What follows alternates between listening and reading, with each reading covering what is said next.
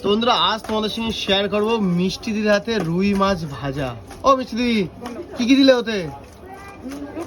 নুন চলে গেল, দেখাতে পাচ্ছি। এই যে কিন্তু পিসগুলো দেখো, আর কালিদির দোকানে আসলে পিস নিয়ে কোনো কথা হবে না, একদম সেই পিস, পিস নিয়ে কোনো কম্প্রোমাইজ। হ্যাঁ পিস নিয়ে কোনো কম্প্রোমাইজ হবে না। মাছ সেই বড় বড় রুই মাছ চলে যাচ্ছে, দেখো কি করে মাছ ভাজা সেটা দেখাচ্ছে। এইদিকে রান্না, এইদিকে রান্না। অবশ্যই দিদি একটা কড়াইতে কয় পিস মাছ গেল? এই যে এই কয় পিস মাছ দিলে? 7-8 পিস, মানে পিস দেবে তাই তো? কি পিস হিসাবে? মানে কটা যায় যেরকম তেলে। ওরকম কোনো ব্যাপার নেই যে কয় পিস দেবো। আচ্ছা আমার আন্দাজ মতন আমি দেবো যে কড়াই দেবো। আচ্ছা আচ্ছা 10 পিসও দিতে পারি, 15 পিসও দিতে পারি। আমার আন্দাজ মতন কড়াইতে মাছ দেবো। দেখা যাচ্ছে বন্ধু এখনো কিন্তু জায়গা আছে, দেওয়া যায়, অসুবিধা নেই। তো এখানে কিন্তু দেখা যাচ্ছে 5-6 পিস আছে।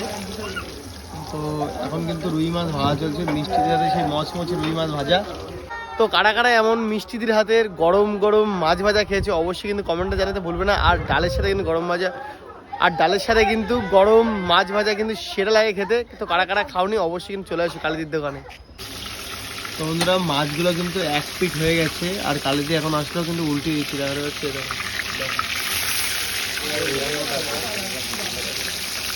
কালিদি এসে সেটা কিন্তু উল্টে দিচ্ছে, এখন কিন্তু মিষ্টি করছিল, এখন কালিদি আসছে। কালিদি ভাজা হয়ে গেছে, প্রায় হয়ে গেছে, দেখা যাচ্ছে। লাল লাল হয়ে গেছে, আবার মানে কমপ্লিট হয় না ভাজাটা। তো বন্ধুরা এখন দেখাতে পাচ্ছি এরকম রুই মাছ ভাজা কিন্তু কমপ্লিট, এখন কিন্তু তুলে নেওয়া হচ্ছে। সবগুলো উঠে গেল, একবারেই সব উঠে গেল। চলো দেখো আবার কিন্তু পরপর কিন্তু আবার চলে যাচ্ছে মাছগুলো। দেখো এবার চলে যাচ্ছে লেজা। লেজা খেতে ভালো লাগে?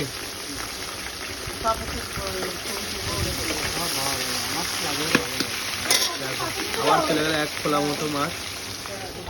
তো যাই হোক বন্ধু, চলো যদি ভিডিওটা ভালো লাগে একটা লাইক করে, কমেন্ট করে, শেয়ার করে দিতে, চলো বাই।